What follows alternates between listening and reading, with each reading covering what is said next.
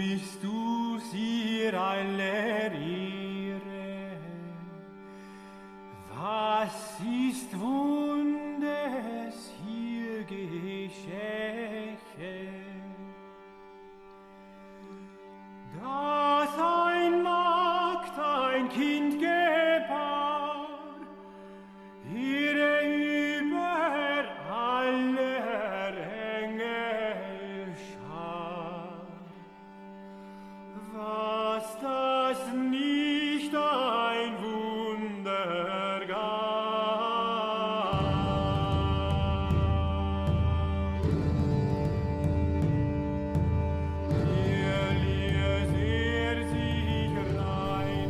This is The New Right, a podcast for the lost arts, reclaiming the literary holy land from the heathen. This is Dan Baltic. And this is Matt Pegas.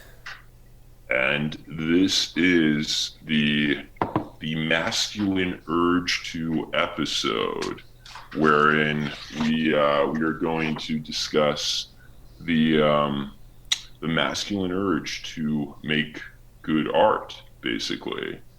And in this vein, there have been a couple of recent kind of news hooks here.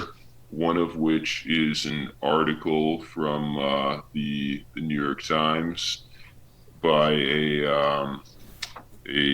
non-binary op-ed writer called "This Isn't Your Old Toxic Masculinity," and this is something that we both kind of stumbled across, and it's an article that is saying how the recent emphasis, or not recent, but like in the past few decades or what have you, for men to express their emotions has become toxic, but like not in a way that it like men are becoming pussies and that's a bad thing. That's not what they mean.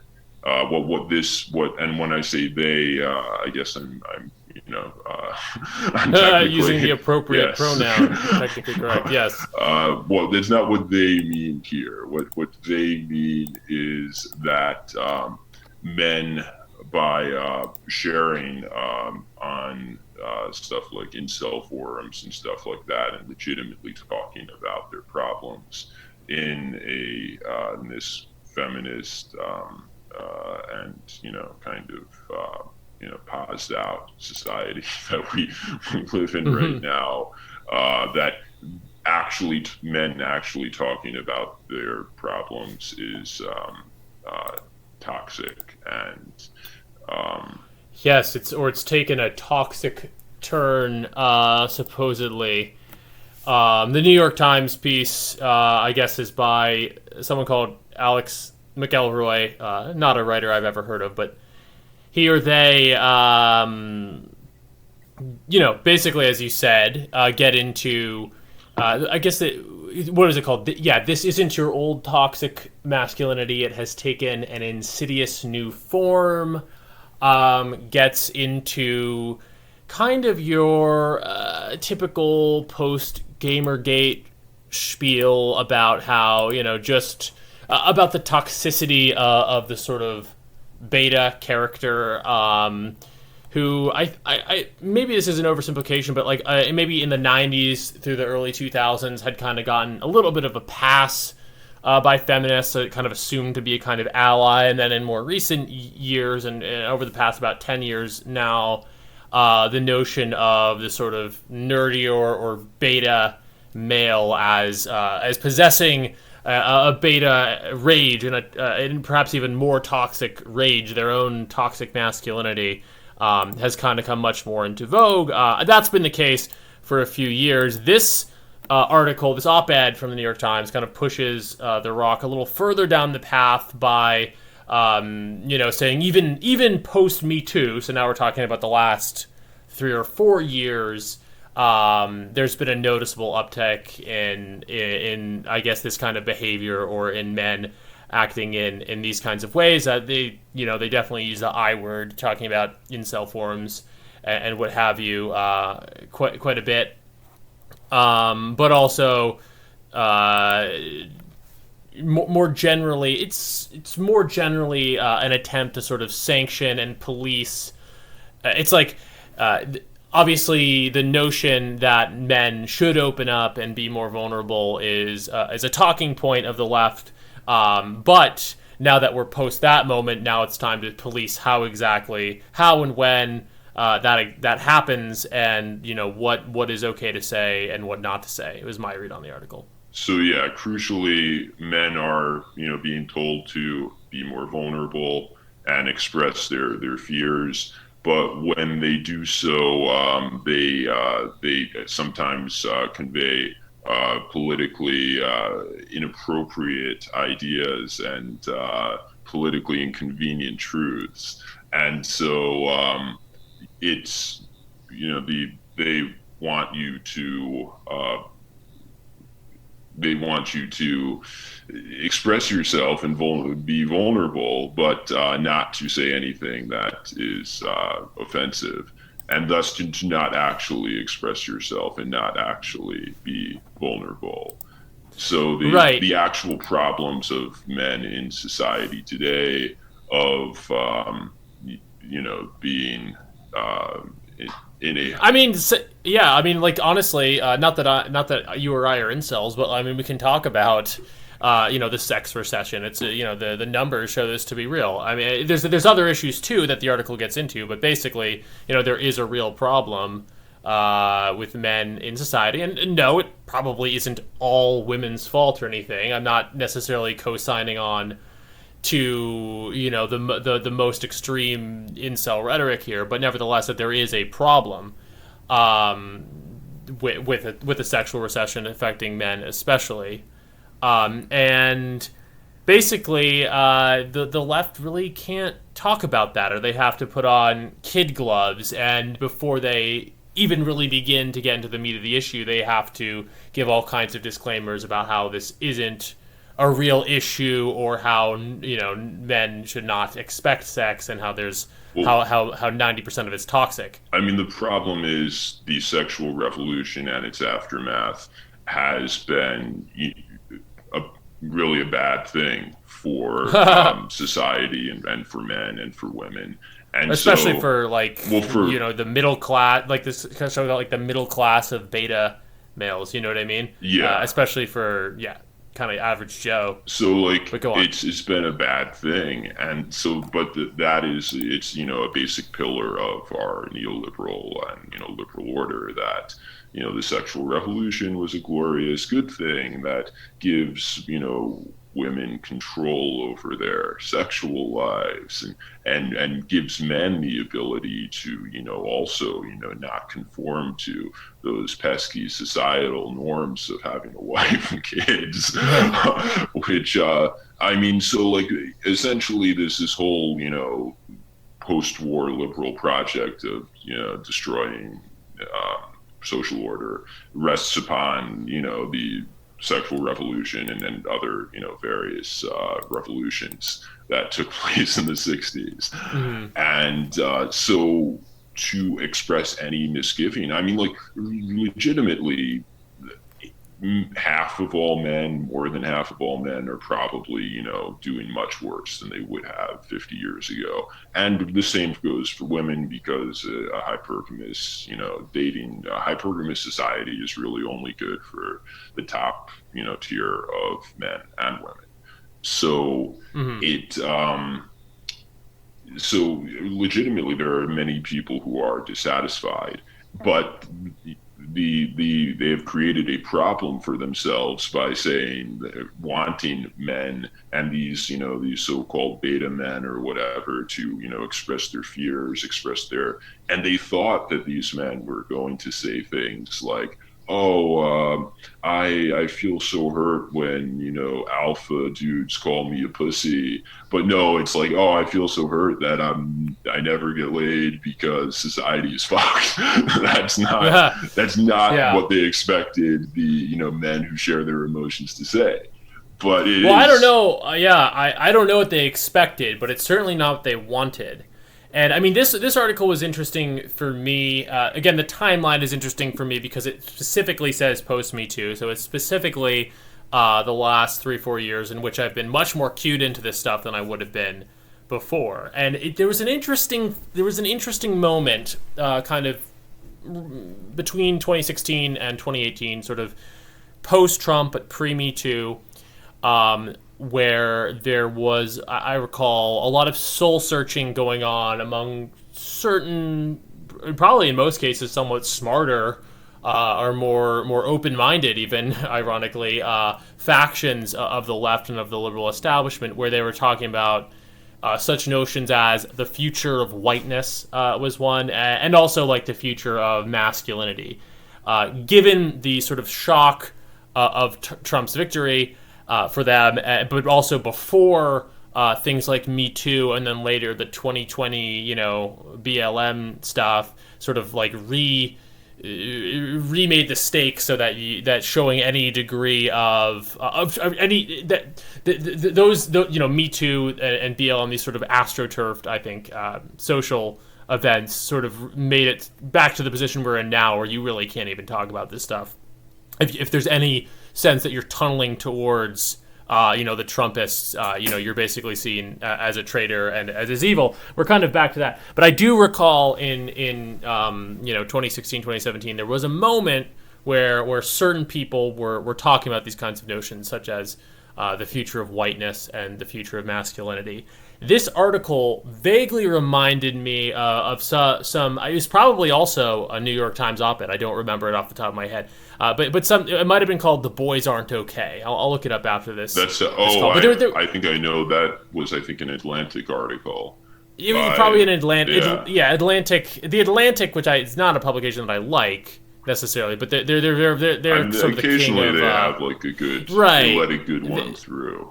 There's more nuance. In fact, the so-called sex recession that I'm citing, I still think there's an Atlantic article that's probably the best source about that. So yeah, the Atlantic, will acknowledge some of these things, even though they're pretty squarely left establishment. But I recall that Atlantic article. There was other ones as well, and there was this, the conversation was addressed. That men, especially younger men, are doing a lot less well than they once were, whether because of the incel thing or because of demonstrable facts like that they're not going to college at nearly the same rate, that they're not succeeding, that they're dropping out. These things were addressed, and these things have only gotten worse over the past few years, so we're probably going to see more of these op-eds like Alex McElroy's, because the problem is becoming so impossible to ignore. Yeah. But here's the thing: these articles, I appreciate them, and I shouldn't even say that because I don't want to sound like I'm trying to appeal to New York Times op editors. It's not like high up on my agenda to do that. But on some level, I appreciate where they're coming from. What they're trying to do is to open up this conversation about, being a man is not just a construct of privilege, and being white is not just a construct of privilege, perhaps even more controversially. I appreciate, the sort of the addressing of that line. And, before I got red-pilled, quote unquote, I was very, and I was still sort of liberal and trying to make sense of all of this. That kind of thinking appealed to me.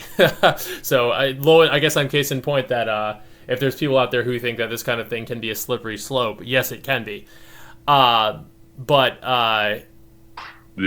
Basically, I'm just, giving a lot of context here, but the one thing that op-eds like this one that we're talking about, and like, those older pieces that I'm talking about, the one thing that they'll never do is get over. They'll like go so far in acknowledging what the problems might be and how there's nuance to them, but they'll never let go of the basic premise that masculinity is basically a pathology, and that it's something that should be reduced in modern society. That masculinity is itself the problem. It's like, yes, we'll acknowledge your pain, but you have to acknowledge that your pain comes from masculinity, not a lack of masculinity, but rather that your problem comes from buying into, in their parlance, buying into like this social construct of privilege that you're unwilling to let go of. They can come across as very empathetic people, willing to, maybe even talk to an incel, but they'll never let go of that premise. And maybe some of them will, but they'll never do it in the New York Times. Yeah. So it's a fundamental philosophical disagreement that I have. So I think crucially it is true that things are getting worse, and the types that the tenor of the conversation and like what you're allowed to say is less and less. So like now, men are not really allowed to legitimately complain about their problems at all. And as you note, maybe 10 years ago, there was more kind of lip service paid to it. But in the past, even before that, you did have, and this is kind of going to segue into the main topic of the episode, of the Masculine Urge 2 episode. You had mainstream entertainment that dealt with masculinity in a nuanced and complex way, that looked at the positives and looked at the negatives. And so what we're going to talk about on the pod today mostly is Neil LaBute's first film, one of his very first plays, which was adapted into a film by him, called In the Company of Men. And this it made a splash when it came out in the late 90s, in 1997. And it is kind of a dark comedy, a comedy that examines literally male company and male camaraderie. And also it's a play on words because it's about the office place. So it's about office politics and how masculinity interacts with office politics. And what I think is really interesting here is that, and just to, circle back for a moment, these types of movies, there used to be a lot of them. So like you had In the Company of Men. Other ones that come to mind are Glengarry Glen Ross by David Mamet. Yeah, and that's probably one that we'll get into the In the Company of Men, which for as much as I love Glengarry Glen Ross, I think In the Company of Men may be even more riotously funny. But for our audience, more of them are probably going to be familiar with Glengarry Glen Ross. So if you want to talk about, the tone of In the Company of Men is very I don't know what was going on. I don't know what was going on in the world of theater in the 80s or the 90s, but you have a few of these people like Mamet and Neil LaBute who were writing these plays that explored masculinity in really interesting ways. But go on. I just wanted to, note that the tone is very much the same. Oh yeah, yeah. Mamet and LaBute kind of like, I'm not going to say interchangeable, but stylistically very similar playwrights. Thematically. Similar thematically. Yeah. And so like a couple of others, Your Friends and Neighbors, that's another Neil LaBute one. Roger Dodger, that was a film. I actually don't know who wrote it, but it's another. I don't know if I've seen that one. Swimming with Sharks, which I think we're probably both familiar with. No, actually. Okay, so Swimming with Sharks is it's kind of a portrait of masculinity at work in Hollywood entertainment industry stuff. So stuff that's we have some familiarity with. To not go into much great detail there, but so what I really wanted to say here is that mainstream entertainment used to deal with these issues, and now you want to see a movie on Netflix or whatever that deals with masculinity in an honest way, that looks at the positive and negatives. You won't. The only place you're going to find it is stuff like Frog Twitter, incel forums. You're going to find it outside of the beaten path. You're not going to find it in mainstream entertainment. You're gonna find it on For pods sure. like ours. You're gonna find it on like weird, web, videos and YouTube series and stuff like that. And so like you Maybe Joe Rogan, too. Just throwing it out oh there. no, I true, mean, that's yeah, the most. Rogan, yeah. But that's a podcast. Podcasts are kind of like this last bastion of I don't know, right wing discourse. That's another topic. Yeah, absolutely. Yeah, no, and I'll be a normie and say, in addition to all the films that you listed, I'll be a normie and say even some more mainstream ones also kind of do this. And it almost hurts how normie it is to say, but American Psycho and Fight Club and even what's it called, American Beauty, although that one ends in a sort of I mean like some would say that's pretty paused, but nevertheless, even so, the films and plays you mentioned are kind of the slightly slightly more down the ladder cultural artifacts, but even some of the really mainstream shit at that time, but those three movies I listed, American Psycho, American Beauty, and Fight Club, I think they're all, if they're not all from the same year, they're from the same like 2 years, like 1998 through 2000.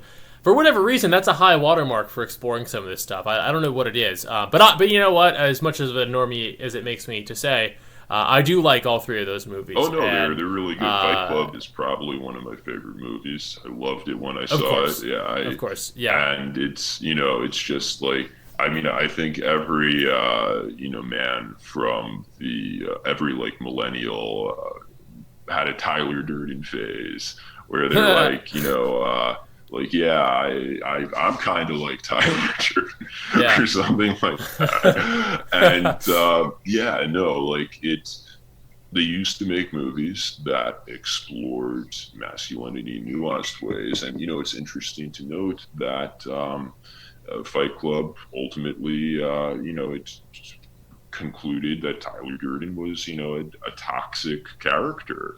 And he, like the main character literally had to like, essentially kill himself to get rid of Tyler Durden. And American Psycho, like it was. Well, yeah, it's American Psycho. He's a obvious villain, and then as I said, American Beauty is fairly liberal in its ultimate messaging, but the messaging doesn't even necessarily matter as much as the basic and honest exploration that occurs. And as you said, that's what is missing in modern entertainment. I mean, you don't have that nuanced villain. You also don't really have that nuanced hero either, by the way. So what you're left with is there's still a lot of very masculine sort of testosterone. Well, there's at least some masculine testosterone-laden films that come out. What's his name? Why is it not coming to me? Who played Qui-Gon Jinn in Star Wars? Liam Neeson. Yeah, whatever, the Liam Neeson movie. Like, these movies still get made, but they're just kind of your basic bitch. Man does something heroic. Yeah. He's an obvious alpha. And then on the other hand, you have what I like to call, what maybe we've even called on this podcast, the Guillermo del Toro style villain. And Shape of Water was a horrible movie, but I mean, proud to say I've never seen it.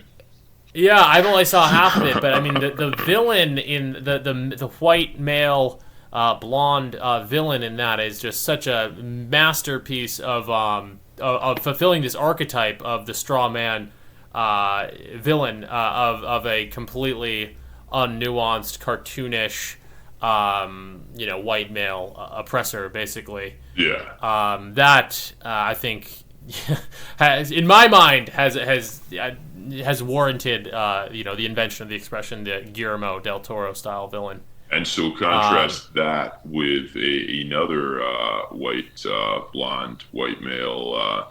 I don't know if we're going to call him villain, but the main character in The Company of Men, his name is Chad, and it's very, because we were watching this together, and when we noticed that, like I had seen it before, you had not seen it yet, and when I had forgotten that the character's name was Chad, but this is 1997. It's before all the Chad memes, before everything. But like, wow, did he get it right? Because this Chad character is, the kind of archetypal Chad in the company of men. Wouldn't you say so? For Matt? sure. Oh yeah, absolutely. I mean, he's played by Aaron Eckhart, who is very very very masculine, very blonde. I think he just got cast in another movie, by the way, and he still looks pretty good at like 60. But that's neither here nor there. Yeah. Very very Chadly guy. And yeah, I don't even. Yeah, you were saying you don't even think when we watched it, you hadn't even remembered that his name was Chad. But I mean, he's straight out of the meme pages.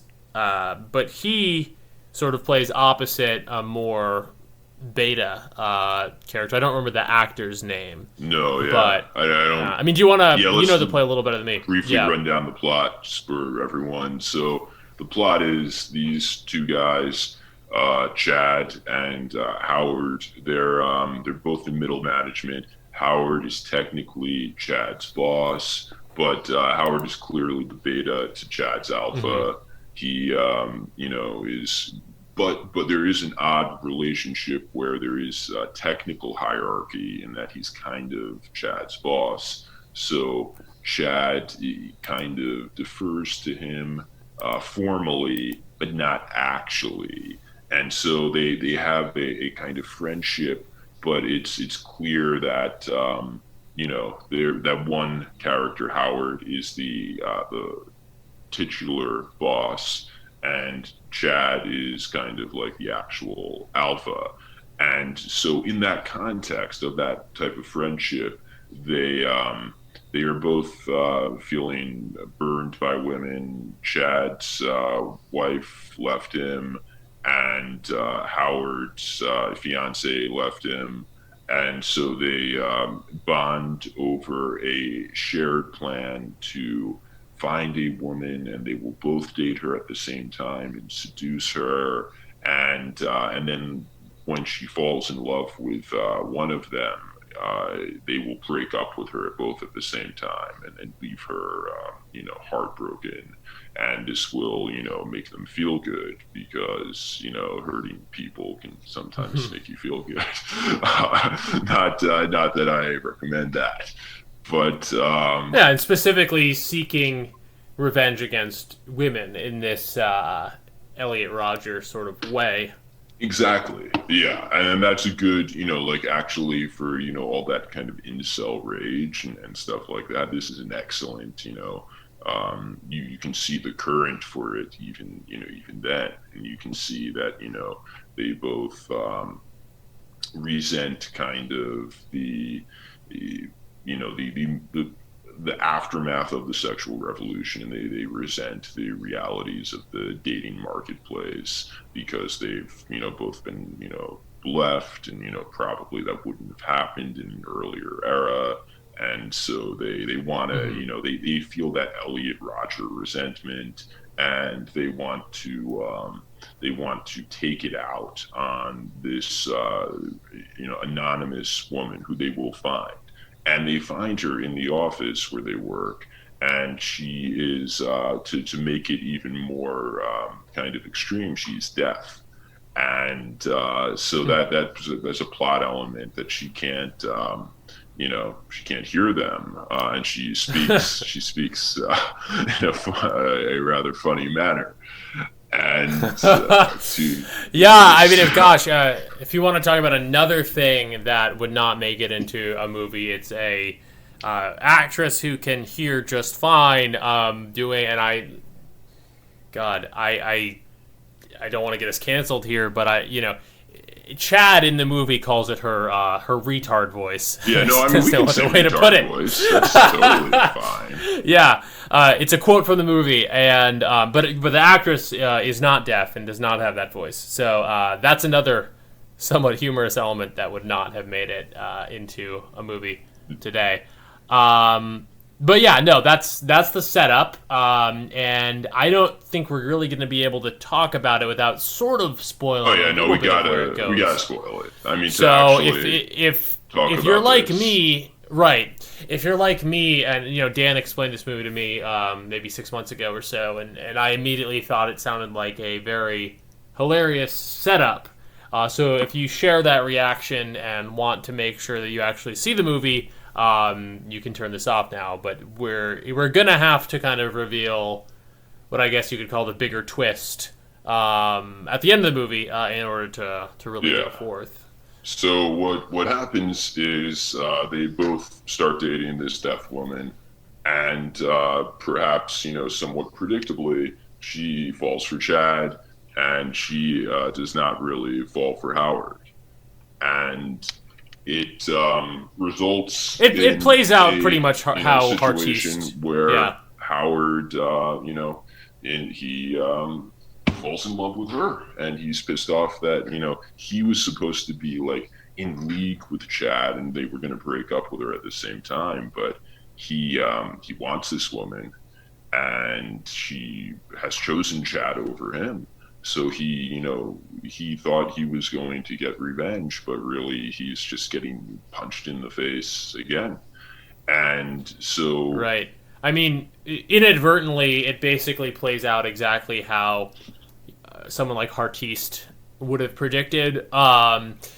It starts off, and in many ways is all about hurting this deaf girl from their office, but inadvertently, or as we'll see, perhaps not totally inadvertently, it's also a little social experiment. You have a woman who's dating two men consecutively. How does that go? Who comes out on top? And it basically plays out, and she's not some, crazy hypergamous bitch or anything. She's just a normal girl who's deaf. But she ends up, going for Chad pretty hard. Yeah. And not going for Howard. And so it results in a pretty, hilarious scene where Chad, breaks up with her and reveals now I'm getting the order wrong. Howard reveals the whole plot to her because he falls in love with her. And she doesn't want to believe him. She doesn't want to believe that Chad is so evil. And so she confronts Chad about this after having slept with Chad. And Chad tries to, pretend that it's not true. But then he says something to the effect of, "I can't even keep a straight face." And he breaks it to her. And and so she's heartbroken, and Howard is also heartbroken and aggrieved, and so what the button on this movie, the denouement that delivers the real punch is Howard. He's very upset about the way this played out. He as a result gets his work slips up. He gets demoted. Chad gets promoted over him, and it works out very well for Chad, obviously. And so he for some reason, I forget why, stops by Chad's apartment, and he's there, and he realizes that Chad's wife is in the apartment, and so he asks him, did you get back together with her? And Chad says, "No, we never broke up. What are you talking about?" And so it's a very like that devilish moment, the face of evil or whatever. It becomes apparent that Chad was lying from the very beginning. He was like, either this was like something just for his own diversion, for fun. It was a way to own Howard and own some random woman. But I mean, also it redounded to his personal benefit, and he got a promotion because his boss went off the rails. And you're right. Yeah. So this presents a really interesting character study in the character of Chad, because he, obviously there's much to be said about his toxicity. He's literally, I just said, the face of evil. So like, he hatches an evil plan to, hurt his friend or hurt some random woman and, succeed. to get his own achieve his own material advantage. But he also is undeniably, a charming character and appealing character. And so this gets into the whole divide. And I think we're both familiar, and probably a lot of our audience is familiar with The Way of Men by Jack Donovan. Yeah. And so in that book, Donovan lays out that, being a man has nothing to do with being good, nothing to do with it. Being a man boils down to courage, mastery, and some other shit. But like, essentially, it boils down to like being good at dominating and honoring. Yeah, it's masculinity and the embodiment of masculinity and the embodiment of masculine power. Are Jack Donovan is not necessarily an amoralist, but first and foremost, masculinity, the main topic of his interest, is in his reckoning and in mine. I co-sign in this, an amoral category. It's simply a type of power. I don't think it reduces to something as simple and cartoonish as the desire to dominate, or as Bat might say, the desire to dominate space. I think there's more to it than that, but nevertheless, it's basically a drive and basically related to a physical sort of power. The masculine urge to do this, that, and the other thing. When Howard asks, I don't remember, I think he asked Chad, why did you do it? Chad simply says, because I could. Oh, I forgot that line. That's a really good line. Right. Yeah. So the masculine urge to do shit like that, what is that all about? That's maybe one of the questions we're dancing around. And maybe we don't have an exact answer. Maybe it's for diversion, pleasure, what have you. But the main point is, it is a masculine urge, and it is a notably masculine urge. No woman would ever do that, or even think of doing something like what Chad does in the company of men. And so, in that way, the play becomes this exploration of masculinity in a sort of objective, scientific. I won't say scientific, because we're in the realm of the humanities here pretty squarely, but nevertheless an exploration of masculinity and the masculine urge to do certain things. And I have to again bring up American Psycho. Is also book and movie both is a great example of this too. Say what you will about Patrick Bateman, but his urges are all very, very masculine in nature, whether it's his care routine, which, the book was written by a gay man, and it seems a little metrosexual perhaps, but nevertheless, even that, is a form of, the masculine urge. Yeah. So I think what this is boiling down to is, as you said, masculinity is an amoral thing. And it is, there are virtues and there are toxic elements of it, and the character of Chad presents both. And this is something that we don't really see in cinema today, in entertainment today. We don't see the we don't see the tie between the toxic elements of masculinity and the virtuous elements, because society today wants to claim that the virtues of masculinity are masculine. There's no such, after all, we live in a society that says there's no such thing as a man or a woman. So if there's no such thing as a man or a woman, there's no such thing as a masculine virtue. There's just there's being a Marvel hero, being an MCU superhero who could doesn't even need a dick, who, doesn't even, has no gonads. Yeah. It's an entirely asexual proposition. And so the problem with these types of movies and why they're not made today is because they very correctly identify that masculine virtues, strength, mastery, even honor, the desire to honor commitments, because if you break your word, it reflects poorly on you as a man. That type of those virtues are inextricably tied to the vices of masculinity, and Right. it's all wound up in being a man. And that's something that society, doesn't. I think 10, 20 years ago, yeah, they said like men are, good at dominating, good at, taking risks, good at being kind of confident and what have you. But that comes also with assaults, rapes, Well, all sorts of, antisocial behavior.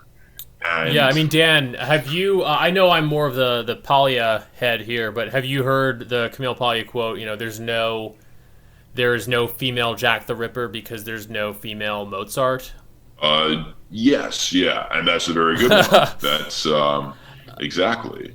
There's Yeah, the basic connection between both, not that we even need to impose any moralism or other on this conversation, but that there's but certainly we can agree that Jack the Ripper's not a great guy, and that Mozart, did great things.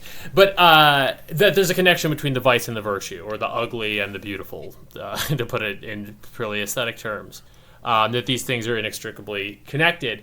And yeah, today, again, going back to that philosophical premise behind any of these modern attempts to talk about, men being vulnerable, the basic premise is that, all of the vices, all of the toxicity, the drive to dominate. And by the way, it's coming back to me now, that op-ed that we started this conversation talking about, I think it ends, the last line is like, men need to let go of their drive to dominate.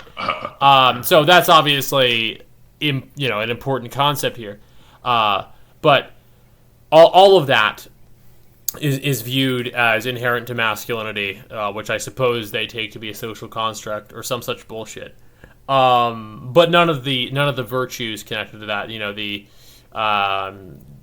drive to protect, shall we say, or to thrive. We don't even need to list these off for our audience necessarily. I think it's pretty obvious, not only to a right-wing audience, but to just any normal person. And indeed, the general public is probably not as far left on this as the establishment would like.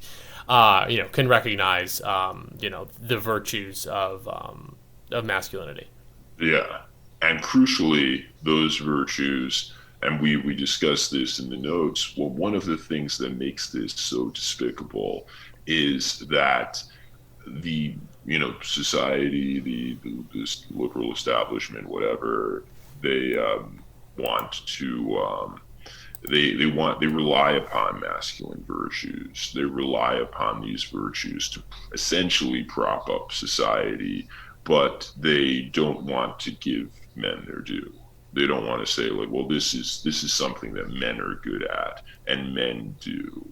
So like, the grunts who fight our wars, and like obviously like most of our wars are currently misguided and probably shouldn't be happening, but nevertheless, like, yeah. But historically, regardless of what you think of the American project, not even to get into that, all of this around us is the product of wars that have been fought and won. Absolutely. By men. So, and what revolt against the modern world, if you will, but we all live in it for now and enjoy at least some or many of its comforts. Yeah, and so like even like beyond wars, stuff that like is like obviously like there's no one who is like, oh yeah, we shouldn't be putting out fires. So like firefighters, like there are not too many female firefighters because women can't carry bodies out of buildings. And that is, but I mean, not just that. It's not just a physical thing. It's the courage to do it. There's a certain masculine urge, the masculine urge to be a hero. That is something that women just don't have. And we were talking about this before, and we were talking about this in the context of how I think I said that, like, as a, as a little kid, as a teen or whatever, I would find myself fantasizing about dying in war. And that's just, it's like totally insane. Like, why would you fantasize about dying? Like, that's, that's, but not in a way like I was suicidal. I was not. Like, I fantasized about the honor and the glory of, dying for one's country or dying for one's tribe or whatever.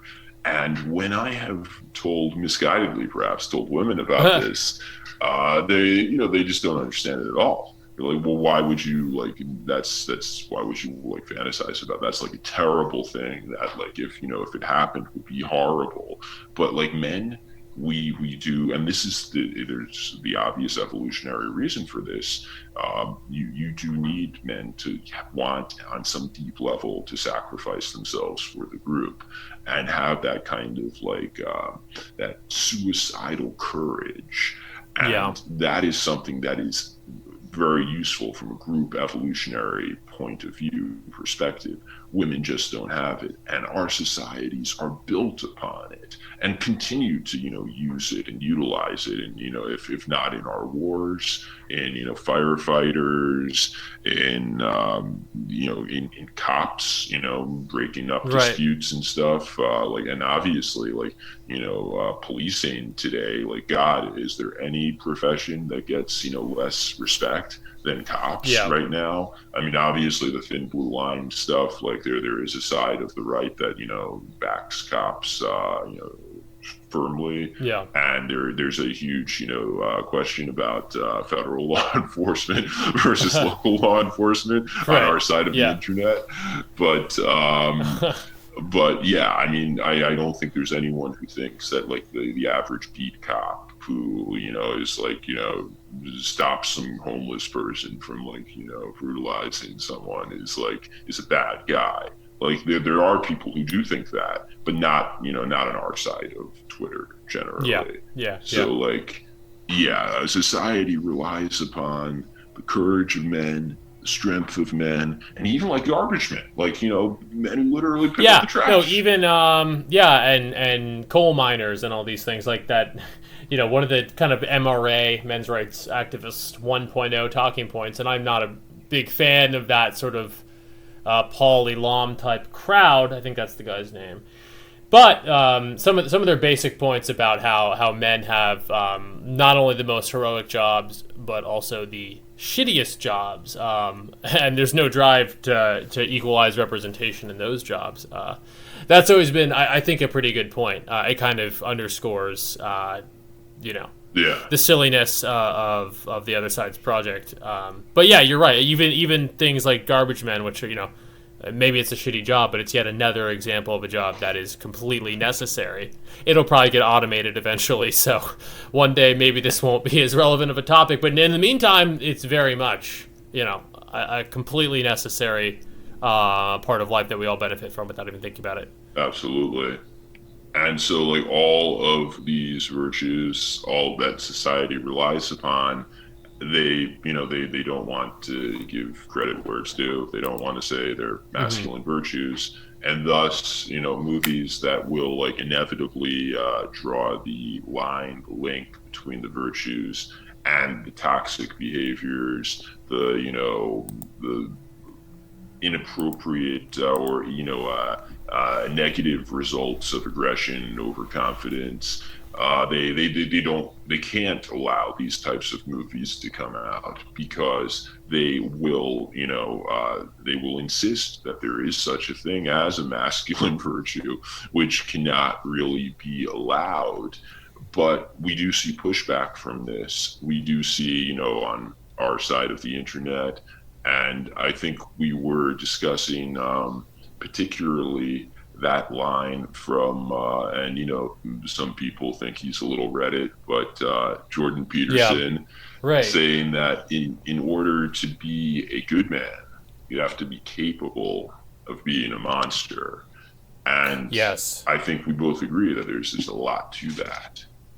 Definitely. By the way, do you know where he said that? It's such an interesting quote. Shit, I don't. I'm sure he Yeah, said it like a bunch of times. So. Well, there's people sometimes say with Peterson, or I saw it said recently that when he was a university professor, he said fascinating stuff, and now that he has a world audience, he somehow just can't really put anything beyond platitudes out. That's neither here nor there. He must have said it somewhere, but yeah, it was before 12 Rules for Life. It was, and perhaps the golden age of Peterson. It's a phenomenal quote. It's one of those examples where you occasionally see the notion that someone like Bronze Age Pervert or the Manosphere generally is the subtext to Jordan Peterson. I think there's something to that. I will always defend Peterson. Not again. I haven't even read his last book. 12 Rules for Life is mostly pretty trite, but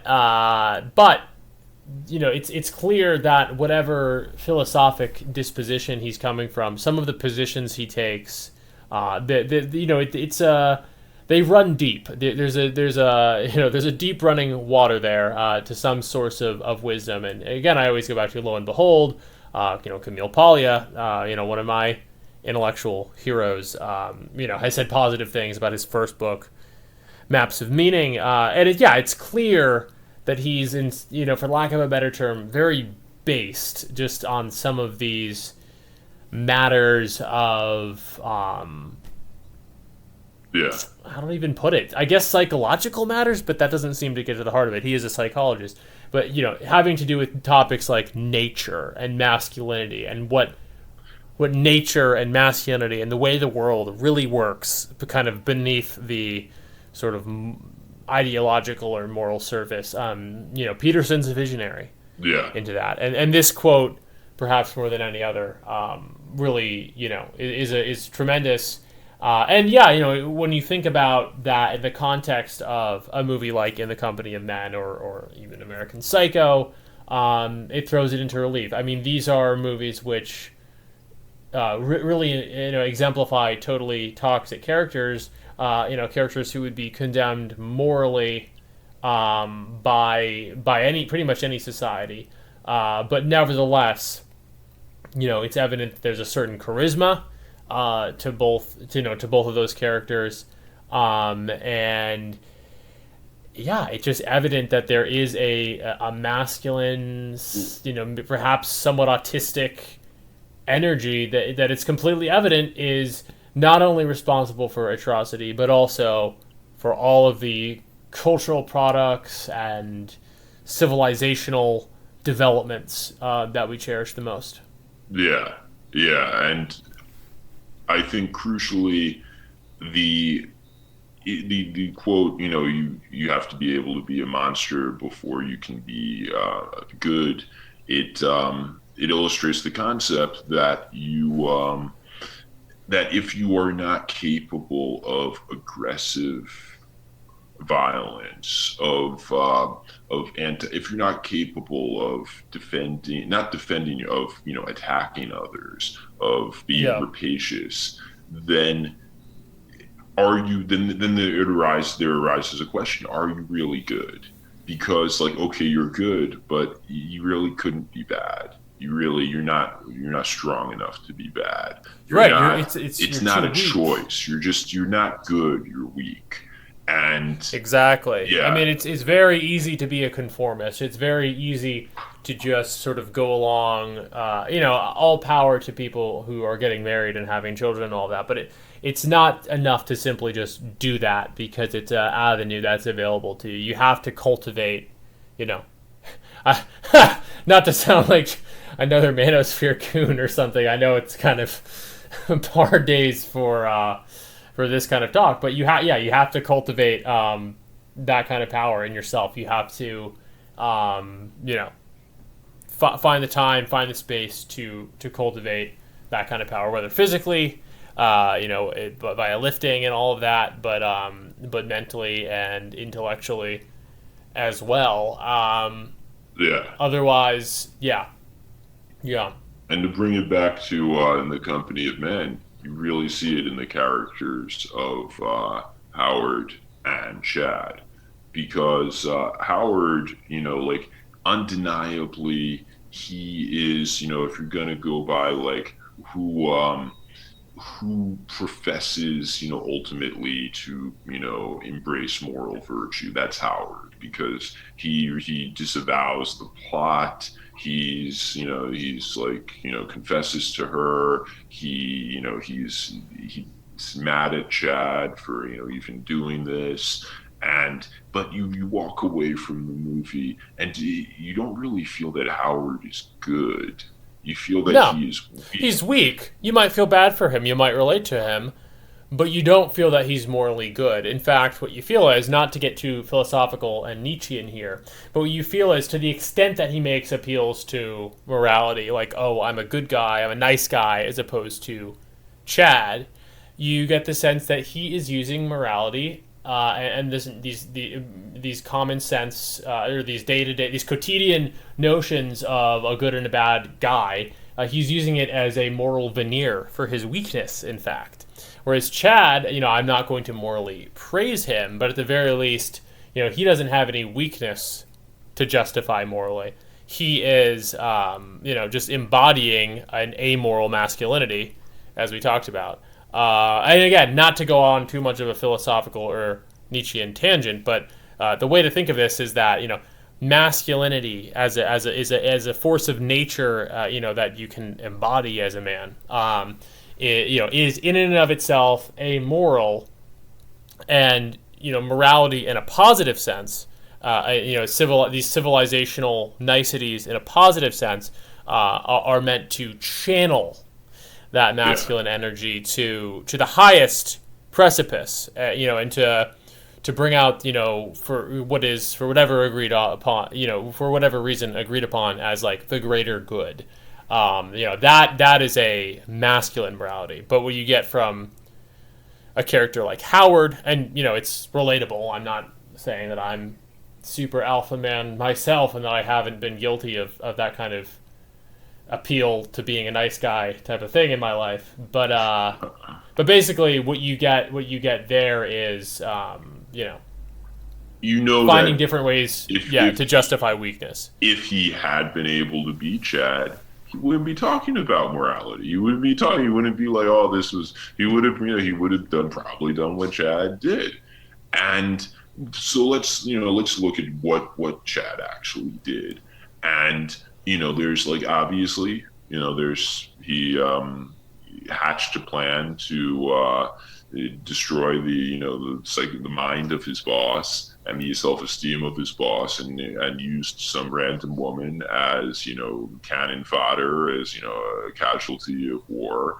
But well, let's look at it from a little bit of a more nuanced perspective. He has a wife. I think he has children. Mm-hmm. And the outcome of this is he got a promotion, and he's in bed with his wife, and he's like, he's obviously very nice to her, and he is good at being a man, and he used that to secure material benefit for him, which he will, give to his family. And there is certainly a case to be made that it is, it's morally good to be good to everyone, but on a more primal level, there is a certain, moral goodness that, if it only extends to family, it only extends to those closest to you. Well, at least you did that. At least you secured the bag for your family. Exactly. No, I mean, you see that with men, even like Trump. I don't want to valorize him too much, but there's another example of a man who has very good relationship with. Yeah, there's a guy who definitely secured the bag. There's a guy who definitely secured the bag. There's something to that. Nature, and by extent, just reality. Society as something that is not totally free from nature, but reality itself, perhaps, or it rewards that kind of masculine behavior, is what I'm trying to say. The last frame, if I'm not mistaken, in in the company of men is Chad's expression as I think his wife is like going down on him. Yes, yeah, I remember that. So yeah, like the Howard reward. leaves. Yeah, Howard leaves, and then she's like, "Oh, who were you talking to?" And he's like, "Oh, just some guy, some loser from work stopped by." And then she's like, "I'm horny," and sucks him up, and we see his expression. So, very concrete example of Some loser. of his ultimate reward, and that movie reflects life. That kind of behavior is rewarded. Yeah. The man who's willing to go to that length and to exhibit, that level of power to get what he wants, will get what he wants. What he chooses to do with what he wants, maybe that's where the morality comes in, or maybe that's a more appropriate place to impose morality. What should be done with power once it is had, but. The original masculine urge, to exert your will, that is, that's something that precedes any morality, and that can lead you to acts both depraved and noble. Yeah, there's loyalty to the group, but there's that, there's always a tension with loyalty to yourself and to your family unit, and so it's an interesting kind of concept, because Donovan in The Way of Man, one of his masculine virtues is honor, and so like someone who dishonors his commitments to his fellow men in the tribe, his gang, like that is, well, that's, if you break honor, you're not embodying one of those masculine virtues. Yeah. Yet undeniably, and like there's an argument that Chad was breaking masculine honor by scumbagging his boss, because they're in a sort of tribe, a corporate tribe, but it doesn't really feel like he's not being masculine. Right. I think honor is probably the weakest of the masculine virtues, and it's a kind of weird thing to say, but like you're really not gonna, and this is why it always rang so hollow when people are like, well, Trump's not a real man because he's dishonorable, and it's like, yeah, but there's still something like really manly about like being like, no, I'm gonna get mine. And oh, exactly. Yeah, I mean, one of the big, like, I guess for lack of a better term, red pills while reading Jack Donovan, I remember just memorably talking about like how you may not agree with what the characters do in The Godfather, but would you really say they're not real men? And it kind of underscores the absurdity of imposing any of the more feel-good moral sentiments on masculinity. I think that there's tenets of masculinity which are different ways of exhibiting strength. And I think at times honor can be a way of exhibiting strength. Sure. Yeah, that's a good point. But transgressing that, just because we don't like what someone does doesn't make them any less of a man. I'd say there's almost like, in a weird way, like a pass if you are, securing the bag for yourself or something. It's kind of like, well, did you really expect the guy not to backstab you? Like, maybe if you're like brothers, maybe if you're like, yeah. But if you're just kind of like teammates and someone has the chance to like pull a big win, like, yeah, I don't think that's really like, it's the weakest of masculine. Yeah, right. That's right. the new episode title: the weakest of the masculine virtues, honor. And you're right. We're against honor. We're against honor. Yeah. I mean, I guess you could also look at that in terms of the other sort of theme in the company of men, which would be a more leftist-friendly interpretation, which is that it's about capitalism in some kind of way, about how this is what gets ahead. In a capitalist society, in the business world. I don't personally buy that because I think it has a lot more to do with economics. I think it gets to the very heart of the matter of what it is to be a man and to exist in society. But what they'd say, I don't think it's leftist because I think it's a valid line of interpretation, but it's leftist friendly, shall we say, would be that there is no tribe in the business world. You are always securing the bag ultimately for yourself, and companies are not real tribes. In short, that's they're atomized individuals competing, maybe forming temporary alliances. But I guess to sort of start to bring this all full circle, I mean, again, that New York Times piece that we started talking about ends with men need to give up the urge to dominate, and so give up the masculine urge to dominate, shall we say, and you have movies like In the Company of Men, where that masculine urge to dominate for its own sake is kind of explored as this toxic thing. But also, I think the other side to our argument is that that masculine urge to dominate is also inexplicably linked toward the virtues of masculinity, and certainly to creativity as well. And to the Peterson quote of it all, without the ability to be a Chad or to be a Patrick Bateman, you're not going to have the ability to be a truly great man. And I think that's kind of our ultimate thesis. And again, it's not something that all of these, I guess, well-meaning attempts on the part of the New York Times op-ed section to start to figure out the problem. What is wrong with the boys? Why are they dropping out? Until they can at least give some weight to that alternative position, I don't think they're going to get very far. And to bring it back to our original mission statement, it's time for a return to the artistic masculine. To have movies like In the Company of Men back in the public discourse, and I don't think we're going to get there anytime soon on Netflix or in the mainstream, but we Frog Twitter and various esoteric spaces on the internet are producing really good content, and we're trying to get it out there.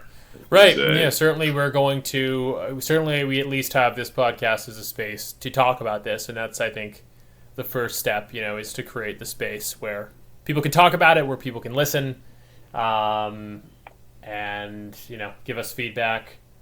Because again, it's not something you're going to find in the New York Times op-ed section. These basic realities, in this case, about what it is to be a man, are increasingly, forbidden topics, and we need to keep the torch of before we even, carry forth the torch of actually exerting, masculinity, just the mere existence of it, and to, not to forget about that is the first torch that we must carry. Reclaiming the literary Holy Land from the heathen. And I think that's a good sign. I think so. All right.